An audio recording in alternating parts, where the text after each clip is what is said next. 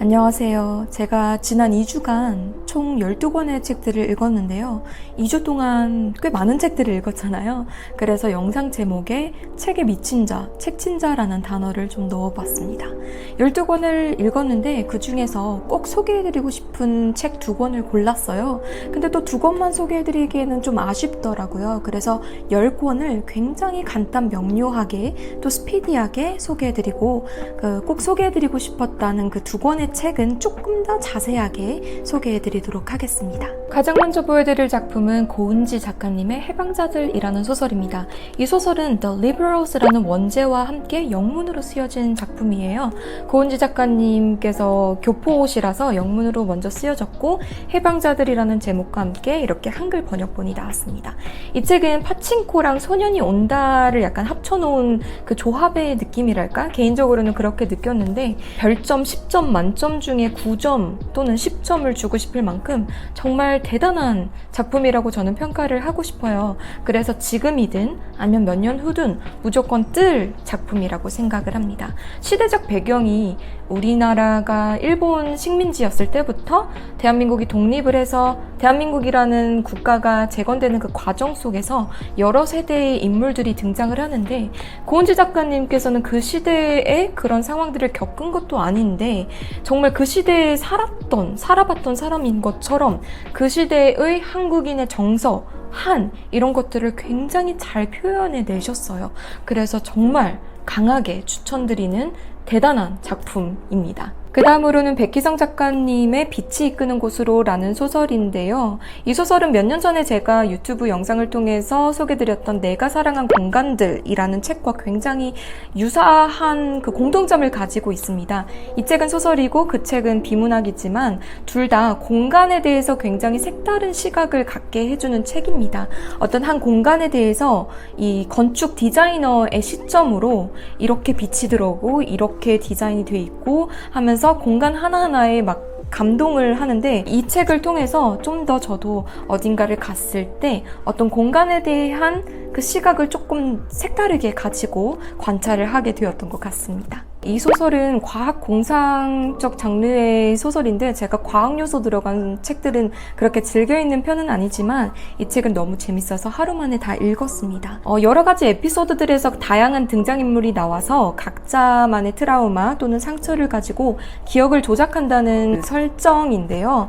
그 기억을 조작한다거나 또 안락사를 해서 뇌의 어떤 신경세포를 꺼내서 현생은 너무 힘들었지만 꿈을 계속 꾸게 해서 그 꿈 속에서만큼은 행복한 인생을 살게 해주고 뭐 이런 에피소드들이 다양하게 등장을 해요. 가볍게 재밌게 읽을 수 있는 SF 소설입니다. 2023년생이라는 소설은 외계인들과 지구인들 간의 우주전쟁을 설정으로 하고 있고요. 2023년생이라는 제목을 가지고 있는 이유는 이 연도에 태어난 아이들이 텔레파시라는 초능력을 갖고 태어났다라는 설정이 있어서 이렇게 제목을 지으신 것 같고 전투씬이 굉장히 많습니다. 그래서 읽는 내내 머릿속에서 우주전쟁, 우주전투 장면들이 많이 그려지기도 했고요. 그 다음으로는 그리하여 사람은 사랑에 이르다라는 에세이 집입니다. 작가님께서 우울하고 어두운 나날을 좀 보내다가 춤과 명상을 통해서 인생의 즐거움을 발견했다. 그 다음에 또 에세이인데요. 당신은 반드시 잘 될 사람이라는 에세이인데 긍정 메시지를 많이 제공합니다. 그래서 긍정 메시지가 필요하신 분들 읽으시면 되겠고 너를 만나고 알게 된 행복이라는 책은 회사 생활 17년차, 결혼 생활 12년차, 커리어 우먼으로서 직장 생활도 하고 육아도 하면서 겪는 일련의 인생 에피소드들을 글과 그림으로 표현해낸 책입니다. 그리고 내 총무부 클리닉과입니다 라는 소설은 읽으면은 일본 드라마 보는 듯한 느낌이 강하게 있어요. 등장인물들의 말투라든지 문장이 쓰여져 있는 그 표현되어 있는 방식들이 일본 드라마에서 뿜어져 나오는 감성이 뿜뿜 뿜어져 나온다고 느껴서 읽는 내내 일본 드라마가 만들어지면 어떤 식으로 표현될 것 같다 이런 게 막 상상이 됐던 것 같아요. 시공사 출판사의 분노 설계자들이라는 책인데요. 이 책은 2024년에 읽었던 비문학 책들 중에 1위였습니다. 최고예요. 꽤 두껍기도 하고 내용도 많아서 완독하는 데까지는 시간이 좀 걸리지만 너무너무 좋은 내용이 많아서 표시도 많이 해두었고 한 번 읽기에는 아까워서 2번, 3번 읽을 예정입니다. 이렇게 간단하게 소개해드리기에는 너무 아쉬운 책이지만 이번 영상이 너무 길어질까봐 일단 간단하게 10점 만점 중에 저는 11점이다 라는 높은 점수를 주고 강하게 추천드리고 정말 모든 분들이 읽어봤으면 좋겠습니다. SNS를 하면서 어떤 건강한 마인드를 가질 수 있는지에 대해서 많이 돌아볼 수 있도록 해준 책입니다. 그리고 이 분노라는 게 단편적으로만 보면 SNS상에서는 악플 많이 등장하잖아요. 코로나 이후로 악플의 수준이 좀 더 안 좋아졌다고 생각을 해왔는데 이 책을 읽으면서 좀 더 많이 정리가 되었던 것 같습니다. 정말 좋은 책이에요. 드디어 10번째 책입니다. 당신을 위한 수면 큐레이션이라는 책인데 국내 1호 수면 심리학자이신 서수연 작가님이 쓰신 책입니다. 수면에 관한 책 읽어보셨나요? 불면증을 종종 겪는 분이시라면 꼭 읽어봤으면 좋겠습니다. 내용이 어렵지 않고 실제로 저도 불면증을 종종 겪기 때문에 이 책에 있는 내용들을 몇 가지 적용해 봤더니 확실히 수면의 질이 높아졌습니다. 그래서 이 책 수면에 관한 관심이 좀 있으신 분들에게는 추천해드리는 책입니다. 드디어 오늘 꼭 소개해드리고자 했던 책을 본격적으로 가져왔습니다. 첫 번째로는 이네스는 오늘 태어날 거야 라는 소설인데요. 멕시코시티 출신인 과달루페 네텔 작가님의 소설입니다. 이 소설은 내용에 앞서서 제목에 좀 주목을 할 필요가 있는데요. 한글 제목은 이네스는 오늘 태어날 거야, 영어 제목은 Stillborn, 스페인어 제목은 La hija única라는 제목을 갖고 있습니다. 라히하는 daughter, 딸, única는 only, 그러니까 only daughter, 외동딸 또는 유일한 딸이라는 의미를 갖고 있고요. 영어 제목 stillborn은 제가 읽어봤을 때 약간 어투가 태어나기는 했으나 태어나기는 했다. 약간 이런 어투의 stillborn이라는 영어 제목을 갖고 있는 것 같습니다. 그 언어의 제목마다 이 소설의 엄청난 특징을 다른 방면에서 가지고 있다는 것이 매우 흥미로운 것 같아요.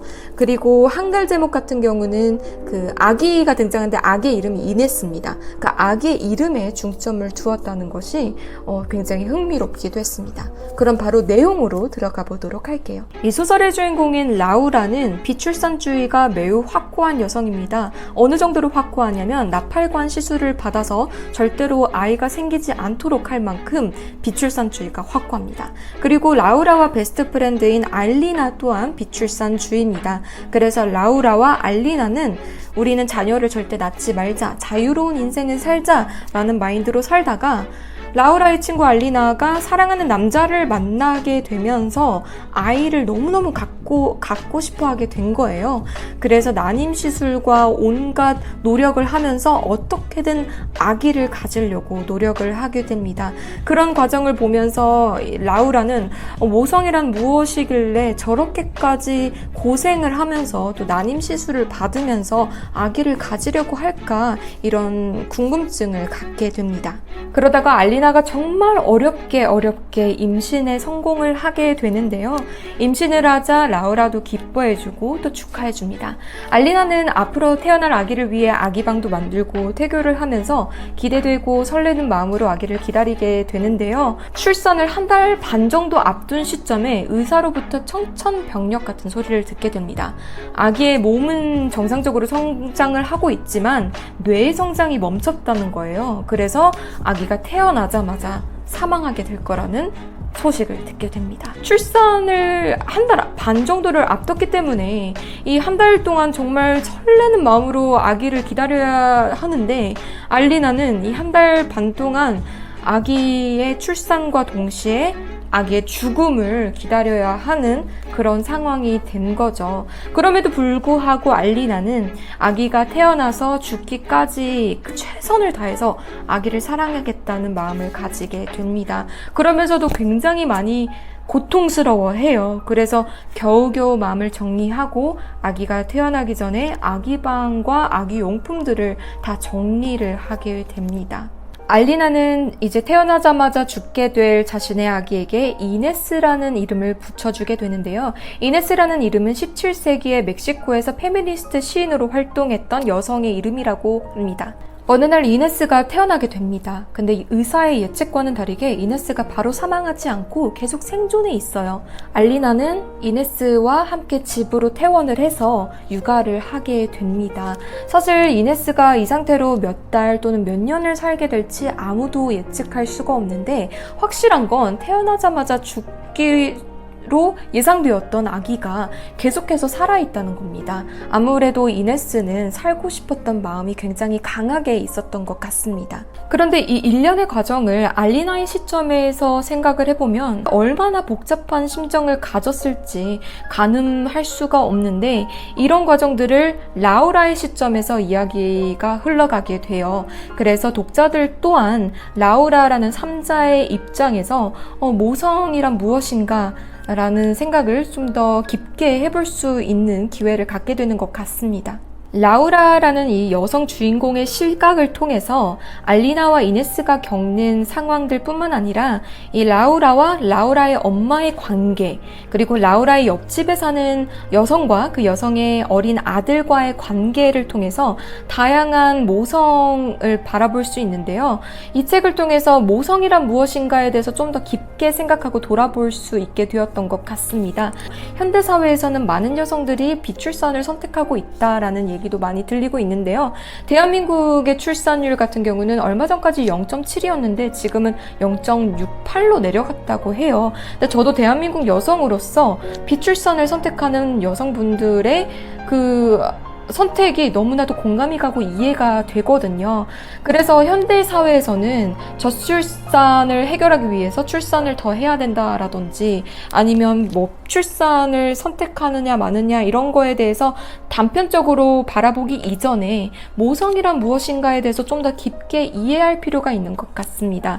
즉, 여성이 출산을 선택하게 되면, 아기를 낳게 되면, 엄마라는 역할을 하게 되면 어떤 과정을 겪어야 되는지에 대한 이해력을 말하는 것인데요. 사회적 직위, 커리어뿐만이 아니라 심적, 정서적으로 어떤 과정을 겪어야 되는지에 대한 이해심이 좀 더 깊게 필요한 것 같습니다. 더 나아가서 모성이라는 것은 꼭 출산한 여성들에게만 주어지는 것이 아니라 비출산한 여성들에게도 주어지는 것이라고 생각을 해요. 그게 무슨 말이냐 하면 이 책에서 같은 경우는 라우라가 옆집 여성의 아들을 굉장히 많이 돌봐주고 거의 양육하다시피 합니다. 많은 사랑을 주기도 하죠. 옆집 여성은 우울증도 심하고 알코올 중독도 심해서 자신의 아들을 방치하다시피 합니다. 학대겠죠. 학대를 하는데 그런 어린 아들을 이제 라우라가 자주 데려와서 돌봐주고 또 엄마 대신 여러 가지 역할을 수행해 줍니다. 이 부분을 통해서 작가가 말하고 싶었던 것은 라우라가 비출산주의여서 자녀도 없고 또 앞으로 자녀를 가질 일도 없겠지만, 그럼에도 불구하고 이 옆집 그 엄마의 역할을 하지 못하는 그 엄마를 가진 그 불쌍한 아이를 데려와서 라우라가 대신 엄마의 역할을 수행을 해주었잖아요. 이 모성이라는 것이 굉장히 포괄적이다라는 것을 말하고 싶었던 것 같습니다. 이 책은 2023년 국제 부커상 최종 후보 도서로 선정된 만큼 굉장히 진중하고 또 중요하고 대단한 작품인 것 같은데, 제가 소개를 잘 해드린 것 같진 않아서 많이 아쉽습니다. 부족한 면이 너무 많았는데, 이제 이 책에 대해서 조금 기사들이나 어떤 내용들을 검색해 보시면 이 책에서 던지는 그 묵직한 질문을 좀 더 잘 이해하실 수 있을 것 같아요. 사실 현대 시대에서는 예전보다는 좀 더 출산과 비출산을 두고 선택지가 전보다는 더 넓어졌는데요. 그럼에도 불구하고 여성들은 그 사회의 커리어와 또 출산이라는 그 범위 안에서 많은 혼란을 겪고 있습니다. 그리고 저도 그 여성들에 포함되는 사람들 중 한 명이기 때문에 또 많이 공감이 가는 사항이고요. 묵직한 질문, 모성이란 무엇인가? 여성이라고 해서 꼭 출산을 해야 하는가? 이 부분에 대해서 굉장히 진중하게 생각해 볼 필요가 있는 것 같습니다. 그 다음으로는 이유 작가님의 레지스탕스라는 소설인데요. 이 소설은 방금 소개해드린 책과 굉장히 상반된 분위기예요. 여성들이 주요 인물들이었다면 이 책은 완전 남자들이 주요 인물들입니다. 18살 남학생들이 이제 주요 인물로 등장을 하게 되는데요. 이 책도 정말 재밌게 읽기도 했고 이 책을 통해서 또 많은 깊은 질문들을 스스로에게 던졌던 것 같아요. 그래서 여러분들께 소개해드리고 싶었습니다. 기윤이라는 18살 남학생이 주인공으로 등장을 하는데요.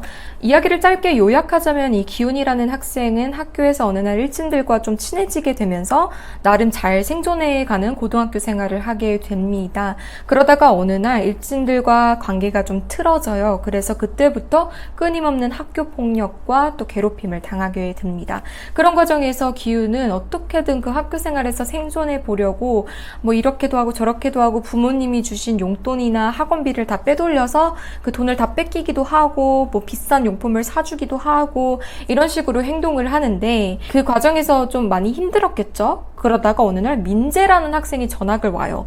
민재라는 학생은 학교 안에 존재해 있는 그 계급 사회 안에서 어디에도 속하지 않고 자신만의 자유로운 생활을 해나갑니다. 이 고등학교라는 체제 자체가 굉장히 계급이 정해져 있는데 일진, 그 밑에 평범한 학생들, 그 밑에 찐따, 찌질이라고 불리는 학생들 이런 계급 안에 전혀 속하지 않고 자유롭게 행동하는 이 민재를 보면서 기윤은 민재처럼 되고 싶다. 민재처럼 살고 싶다. 어떻게 하면 저렇게 살 수 있지? 라는 생각을 하게 됩니다.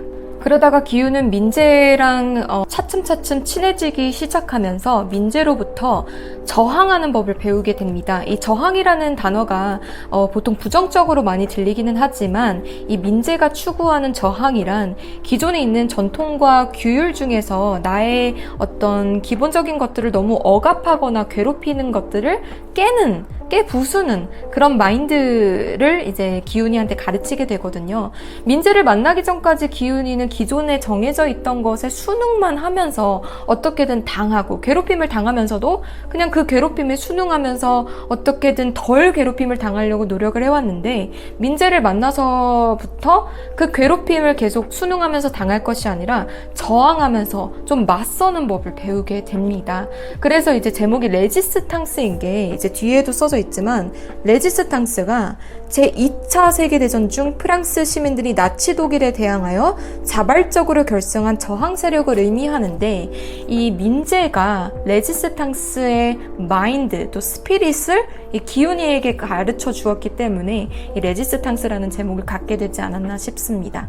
그리고 학생부에서는 규율과 전통을 명분으로 온갖 부조리를 만들어 학생들의 자유를 빼앗는데 이 학생들이 비밀리에 실제로 레지스탕스라는 이름을 가진 지하 조직을 만들게 됩니다. 비밀리에 어떤 그룹을 형성을 해서 이 부조리함과 맞서는 그런 활동을 하게 된 것이죠. 그리고 이 조직 활동의 중심에는 기훈과 민재가 있습니다. 기훈이는 민재를 통해서 학교 생활뿐만이 아니라 인생 전체를 봤을 때 인생관 자체가 변한 것 같습니다. 사회에서 또는 부모님께서 이렇게 살아라, 이렇게 살아야 된다, 이런 직업을 가져야 된다라는 것을 깨고 정작 본인이 원하는 것은 무엇인가를 보고 자신이 추구하는 것을 우선순위에 둔 다음에 자유롭게 자신이 원하는 걸 먼저 고르는 법을 배운 것 같습니다. 자아실현이라는 것이 이 책의 핵심인 것 같은데요. 무조건 저항하고 또 맞서기만 하는 것은 좋은 것은 아니지만 핵심은 우리가 남들이 하라는 대로 또는 사회에서 정해준 대로 사는 것보다는 틀을 깨는 게 조금은 어려워도 그 틀을 깨는 고통을 조금 감수하고서라도 자아를 실현하면서 사는 삶이 진정으로 제대로 된 삶이 아닐까 싶은데 그런 것을 좀 강조하고 싶었던 것 같습니다. 이렇게 해서 최근에 읽었던 책 10권에 대한 간단한 소개와 플러스 특히나도 소개해드리고 싶었던 책 2권에 대한 소개 영상을 마치는데요. 이 2권에 대한 소개를 잘하고 싶은 욕심이 컸는데 제가 설명을 너무 부족하게 한 것 같아서 많이 아쉽습니다. 이 책들이 던져주는 질문들과 또 메시지들 이런 것들이 매우 중요하고 또 여러분들의 인생관에 있어서도 도움이 많이 될 수도 있을 거라 생각을 하는데 제가 너무 부족한 설명 또 소개를 해서 죄송스러운 마음이고 또 아쉽습니다. 그럼에도 불구하고 영상 봐주신 분들 감사드리고요. 다음에 또 좋은 책들 가지고 오도록 하겠습니다. 감사합니다. 바이.